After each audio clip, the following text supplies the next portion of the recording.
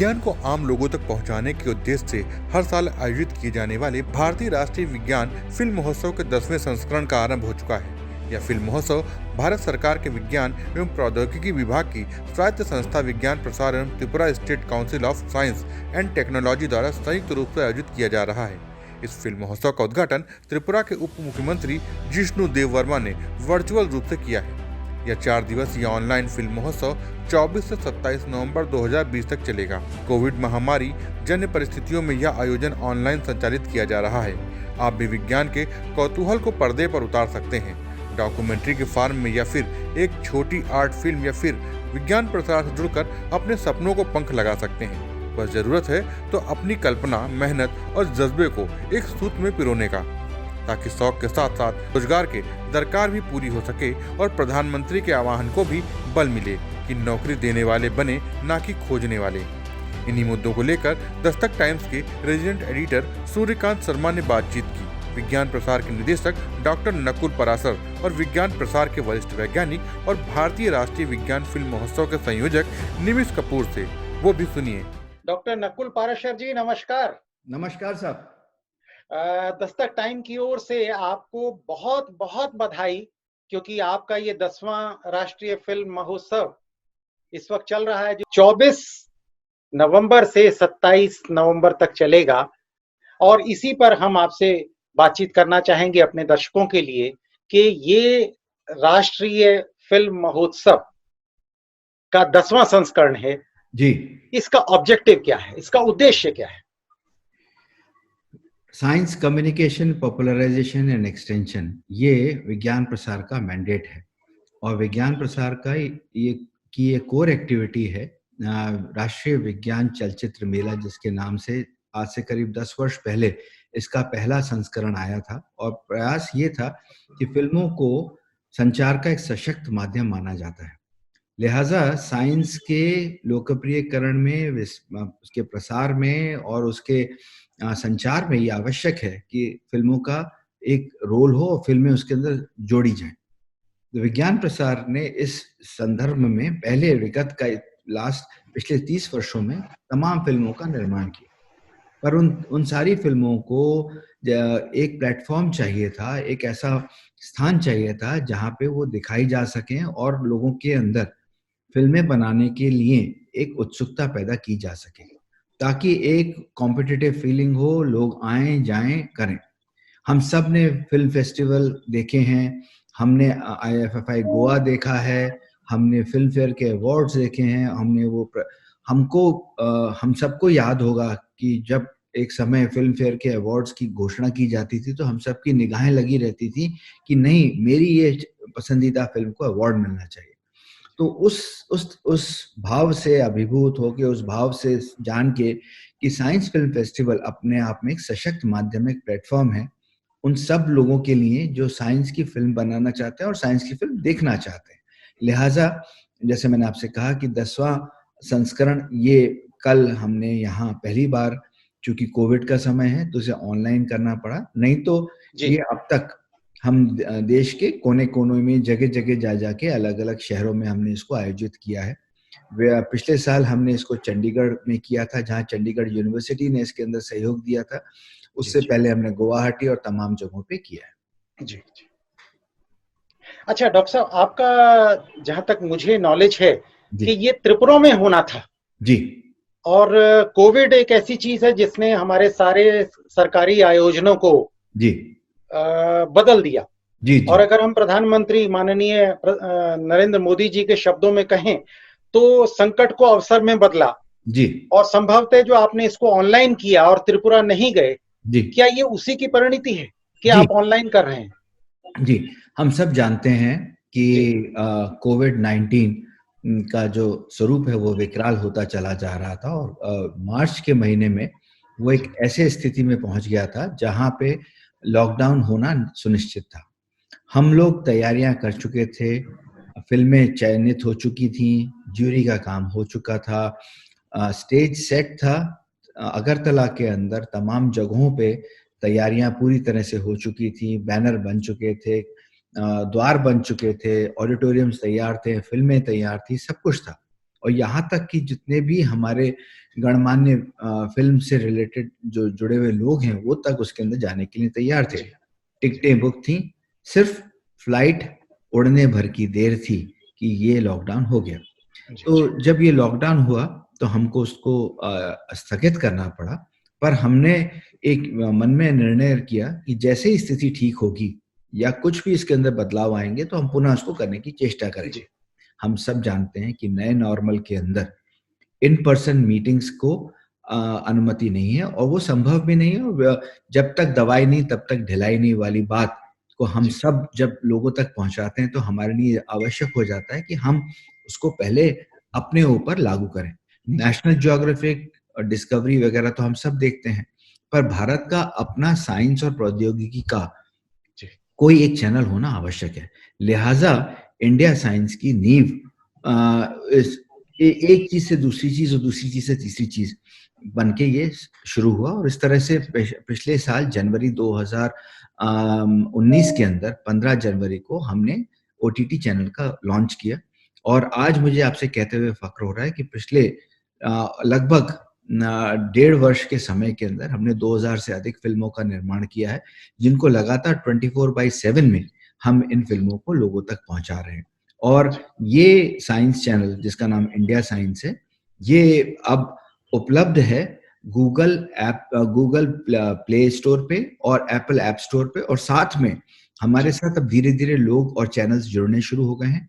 मेरे को आपको बताते हुए हर्ष हो रहा है कि जियो टीवी पे ये उपलब्ध है और बाकी एयरटेल टाटा स्काई के साथ बातचीत चल रही है और उम्मीद है कि वहां पर भी इंडिया साइंस कुछ समय बाद उपलब्ध होगा। सोसाइटी में जो साइंस फिक्शन की फिल्म्स हैं, जो ऐसी फिल्में जो साइंस फिक्शन पे बेस्ड होती हैं जी, उनका क्या समाज में कोई चेंज आया? आपका एक अनुभव है, आप प्रोफेशनल भी हैं, साइंटिस्ट भी हैं, एडमिनिस्ट्रेटर भी हैं, मल्टी फैसेटेड पर्सन हैं। जी, तो आप क्या कहना चाहेंगे? नहीं, बिल्कुल आया ऐसा बदलाव और टेक्नोलॉजी ने इसके अंदर बहुत बड़ा रोल प्ले किया है। हम सब ने, आपको याद हो, बचपन में स्टार ट्रेक देखा है, हम सब ने बहुत सारी साइंस फिक्शन की फिल्में देखी हैं और उन सब के साथ बड़े हुए हैं। हमने बहुत सारे साइंस फिक्शन को पढ़ा है, जाना है, देखा है, समझा है हम सब लोगों ने, और सबका आनंद उठाया। पर हम सब ने एक और चीज भी देखी कि समय के साथ जिस तरह से टेक्नोलॉजी और जिस तरह से जो विजुअल रियलिटी और ऑगमेंटेड रियलिटी जिस तरह से हमारे उस फिल्मों के अंदर बढ़ी है, घुसी है, उसका स्वरूप बहुत बदला है। उसका स्वरूप, उसके बदलते स्वरूप ने साइंस विज्ञान गल्प लेखकों को भी एक नई प्रेरणा दी, नई सोच दी है, जिसके चलते फिल्मों के निर्माण में, फिल्मों के प्रस्तुतिकरण में और फिल्मों को आम आदमी तक पहुंचाने में एक अभूतपूर्व बदलाव आया है। वो यंग फिल्म मेकर्स, वो यंग साइंस फिल्म मेकर्स जो फिल्में बनाना चाहते हैं, अपनी प्रतिभा को निखारना चाहते हैं, उनके लिए आप क्या मैसेज देना है? साइंस को चाहे भले ही जनमानस रूखा सूखा समझे, पर उसको अगर रोचक बनाना है तो वो आप ही बना सकते हैं। और जिंदगी क्या जो आसानी से जी जाए, जिंदगी का मजा वो जब आप धारा के विरुद्ध खड़े होकर कुछ ऐसा काम करें जो आपको यादगार बना सके।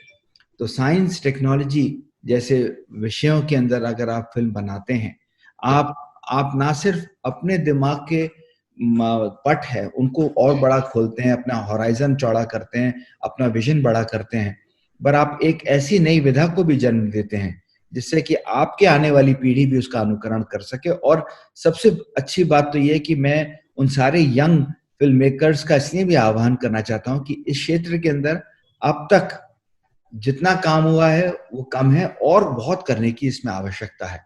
लिहाजा एक ऐसा फील्ड है, ऐसा ग्रीन फील्ड है जिसके अंदर आप अपने विचारों को, अपने थॉट प्रोसेसेस को, अपने पैशन को, जहां पे आप खुल के खेल सकें। तो मैं तो कहता हूं ये तो पावर प्ले है फिल्म मेकिंग का, जिसके अंदर आप आइए और आगे बढ़ के छक्के और चौके लगाइए, बढ़िया फिल्म बनाइए और बहुत कुछ सीखिए, जानिए और लोगों को बताइए। अच्छा, अगर कोई आपसे यानी कि आपके विज्ञान प्रसार से संपर्क करना चाहे तो उसमें वो किसे संपर्क करे, किसी नोडल ऑफिसर का नाम आप बताना चाहें? हाँ, मैं सारी बातों में आपने बहुत अच्छा इंगित किया। जी, इस सारे प्रयास के अंदर हमने जब फ़िल्मों का ये फ़िल्म फेस्टिवल किया, तो मेरे साथ मेरे एक सहयोगी और बहुत कर्मठ और मेरे मित्र श्री निमिष कपूर, वैज्ञानिक विज्ञान प्रसार ने ये काम अब तक किया है और सिंगल हैंडेडली जिस पैशन के साथ किया है, उस तरह से वो बहुत बधाई के पात्र हैं और वो ही हमारे नोडल ऑफिसर भी हैं। हमारे जो साइंस फिल्म फेस्टिवल का जो हमारा सेक्रेटेरिएट है, उसकी अध्यक्षता वो करते हैं और वो जी, संभालते हैं। तो अगर कोई भी व्यक्ति साइंस फिल्म बनाने से रिलेटेड कुछ काम करना चाहता है, तो वो श्री निमिष कपूर जी से मिले और जी, कोई भी व्यक्ति अपनी बनाई हुई फिल्म को फिल्म फेस्टिवल में प्रतिभागिता के लिए भेजना चाहता है, तो निमिष जी से मिले। और इंडिया साइंस नामक जो ओटीटी चैनल है, उससे संबंधित कुछ भी अगर काम कोई व्यक्ति करना चाहता है, तो हमारे एक अन्य उसी तरह से कर्मठ और प्रतिभाशाली वैज्ञानिक हैं श्री कपिल त्रिपाठी, जी, उनसे उनसे भी संपर्क कर सकता है। और इस तरह से हमारी ये 2 1 और 1 11 की ये जो हमारी जोड़ी है, इन जी, सब से इनके साथ संपर्क करें और विज्ञान के अंदर अपनी बात को रखना, अपनी फ़िल्मों को जनमानस तक पहुँचाना, आप इन दोनों से संपर्क कर सकते हैं और किसी वजह से अगर ये दोनों व्यस्त हैं, तो मैं हाज़िर हूँ, जी, आप मुझसे भी संपर्क कर सकते हैं। जी। निमिष कपूर जी, दस्तक टाइम्स की ओर से आपको बहुत-बहुत शुभकामनाएँ और बधाई। और धन्यवाद। बधाई इस बात की कि आपने 10वें राष्ट्रीय फिल्म महोत्सव में न केवल एक बेहतरीन आयोजन किया है, बल्कि अपने बॉस यानी डॉक्टर नकुल पाराशर जी से भी अभी-अभी प्रशंसा हासिल की। मैंने उनसे बात की थी, जी, तो उन्होंने धन्यवाद कहा सर। कि अगर कोई ज़रूरत पड़े, किसी भी युवा को, किसी भी व्यक्ति को अगर साइंस की फ़िल्में बना कर के आप तक पहुँचना हो या आपके माध्यम से उन्हें ब्रॉडकास्ट कराना हो, तो उन्होंने आपका नाम दिया। जी सर, बिल्कुल सर। तो कैसा महसूस करते हैं आप? नहीं सर, बहुत मुझे खुशी है और बहुत अ, अच्छा महसूस हो रहा है कि जो भी मैं काम कर रहा हूँ उसको अ अ, लोग उससे जुड़ रहे हैं और वो आगे बढ़ा रहे हैं इस काम को।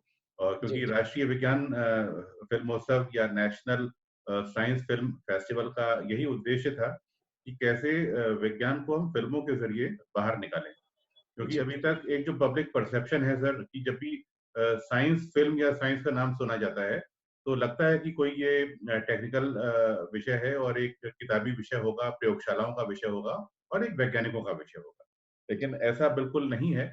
विज्ञान सबके लिए है, सबको इसको समझने का अधिकार है और इन फ़िल्मों में पूरा मौका मिलता है कि हम ऑडियो विजुअल के ज़रिए अपनी आम भाषा में लोगों को साइंस को समझाएँ कि भई विज्ञान क्या काम कर रहा है प्रयोगशाला में और इसको न केवल प्रयोगशाला बल्कि जो प्रकृति की प्रयोगशाला है, जहाँ कहीं प्रदूषण भी होता है, कहीं जल की कमी या मुश्किलें भी होती हैं, कहीं ऊर्जा की बात भी होती है, कहीं बायोडायवर्सिटी और नेचर की बात होती है, कहीं वाइल्ड लाइफ को बचाने की बात होती है। तो ऐसे तमाम सारे विषय हैं, कहीं क्लाइमेट चेंज है, कहीं पराली का धुआँ है, कहीं प्लास्टिक है और कहीं टायर ट्यूब भी कहीं लोग चलाते हैं और कोविड के समय तो और हमको विज्ञान सम्मत होना है, हमारी सोच को वैज्ञानिक बनना है। मास्क लगाने की बात हो या सोशल डिस्टेंसिंग की बात हो।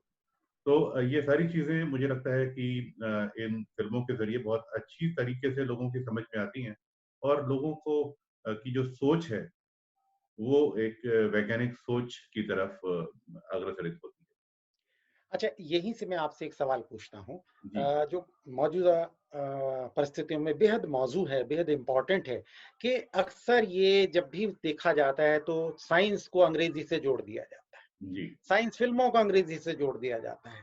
हिंदी कहीं-कहीं दिखाई पड़ती है और रीजनल भाषाओं को तो भूल ही जाइए। तो जी, आपने इस फ़िल्म फेस्टिवल में यानी कि इस फ़िल्म महोत्सव में 10वें में, जी, साइंस फ़िल्म महोत्सव में जी। ऐसा क्या ख़ास किया है? सर इसमें हम प्रयास कर रहे हैं कि जो परसेप्शन है आपने बहुत अच्छा सवाल उठाया कि जी, विज्ञान क्योंकि अंग्रेजी में होता है। साइंस की पढ़ाई हर जगह इंग्लिश में की जाती है, जी, देश में और दुनिया में और वैज्ञानिक भी अपने जो रिसर्च पेपर लिखते हैं अ, छपते हैं, वो सब अंग्रेजी में छपते हैं और लिखते हैं। तो इस से निकलने के लिए हम प्रयास कर रहे हैं कि हमें विज्ञान की फ़िल्में हिंदी में और भारतीय भाषाओं में मिलें। क्योंकि जब हम अपनी भाषा में विज्ञान को समझते हैं, वो तमिल, तेलुगु, गुजराती, मराठी जो भी भारत की भाषाएँ हैं, उनमें जब फ़िल्में बनाई जाती हैं और उसको दुनिया को समझाने के लिए उसमें अंग्रेज़ी के सबटाइटल्स दिए जाते हैं, ताकि लोग उसको आसानी से फ़ॉलो कर सकें। तो अपनी भाषा में, मूल भाषा में फ़िल्में बनाना बहुत ज़रूरी है, ताकि जो तमिलनाडु में काम करने वाला वैज्ञानिक है या फ़िल्म मेकर है, वो विज्ञान की बात को अपने लोगों को अच्छे से समझा पाएगा और दुनिया को भी उसकी बात अंग्रेजी के सबटाइटल्स के ज़रिए समझ में आ पाएगी। वैसे भी एक शेर है, कहते हैं कि जब इश्क जब एक तरफा होता है जी, तो सजा देता है, और यही इश्क जब दो तरफा होता है तो मजा देता है। बिल्कुल। यहीं से हम आगे चलते हैं और एक सवाल आपसे पूछते हैं चलते चलते कि 10th साइंस फिल्म फेस्टिवल में जी। नया क्या है? जी, जो ये 10वां राष्ट्रीय विज्ञान फिल्मोत्सव या 10th national science film festival आयोजित हो रहा है 24 से 27 नवंबर 2020 के दौरान। ये जी, वर्चुअल हो रहा है, ये यूट्यूब और फेसबुक के माध्यम से हो रहा है। अलग-अलग सोशल मीडिया के प्लेटफ़ॉर्म इसमें हमने लिए हैं और जो नया इसमें हमने किया है, इसमें कैटेगरी जोड़ी है डेस्टिनेशन अवार्ड कैटेगरी। यानी ये जी। फ़िल्म फेस्टिवल अभी जैसे त्रिपुरा में होना था मार्च में, लेकिन कोविड की वजह से ये मार्च में वहाँ नहीं हो हाँ, पाया। अभी तो हमने डॉक्टर नकुल पाराशर ने हमें जी, बताया। तो एक डेस्टिनेशन त्रिपुरा कैटेगरी इसमें हमने जोड़ी कि फ़िल्म मेकर जो है वो त्रिपुरा की भूमि पर जाएँ, वहाँ फ़िल्में बनाएँ। वहाँ की जी, बायोडायवर्सिटी, वहाँ के पेड़-पौधे, वहाँ की हरियाली, वहाँ का नेचर, वहाँ की साइंस, वहाँ की टेक्नोलॉजी और जो पारंपरिक ज्ञान, हुँ, उन सबको वो फ़िल्में समेटें और दुनिया को दिखाएँ। तो बहुत ये बढ़िया। 2 चीज़ें हमने इसमें शामिल की हैं इस बार और हमेशा हर एक फेस्टिवल में कुछ ना कुछ नया होता है, नए लोग जुड़ते हैं और ये कारवां आगे बढ़ता रहेगा। तो चलते-चलते ये बताइए यूपी का नंबर कब आएगा, यानी उत्तर प्रदेश का? 2015 में लखनऊ में ये फेस्टिवल हुआ था जी हाँ, और मुझे मालूम है। अब जी, हम कोशिश करेंगे कि हमारे पास और भी बहुत सारे स्थान हैं, जगह-जगह से हमारे पास प्रस्ताव आते हैं। तो जी, हम बिल्कुल कोशिश करेंगे क्योंकि अभी नोएडा में फ़िल्म सिटी बनाने का प्रस्ताव जो है वो उस पर हमारी यूपी सरकार काम कर रही है। तो जी, यहाँ भी बहुत सारी संभावनाएँ हमको नज़र आ रही हैं और यूपी में तमाम ऐसे अच्छे शहर हैं जहाँ हम और फिर हम चाहेंगे कि लखनऊ, कानपुर, आगरा और भी तमाम ऐसे शहर हैं जहाँ हम इस फेस्टिवल को करें और ये जी। भी हमारा योजना है आगे चल के कि एक ट्रैवल फ़िल्म फेस्टिवल हो, जो केवल एक अच्छा, शहर तक सीमित ना रहे। वो अगर नोएडा से शुरू हो, तो वो लखनऊ, बनारस, आगरा होते हुए वो इलाहाबाद और उसके आगे भी कहीं जो जी। हमारे ज़िले हैं, वहाँ पे खत्म हो तो और चलिए दुआ जगह-जगह के लोग उस फ़िल्मों को देखें। जी। जी, दुआ करते हैं कि ये जल्दी से कोविड का जो पैंडेमिक है वो खत्म हो और फिर से जीवन अपनी रफ्तार पकड़े। आपने हमसे बातचीत की। दस्तक टाइम्स की ओर से आपको बहुत-बहुत बधाई। नमस्कार। बहुत बहुत धन्यवाद sir. Dastak times bureau report.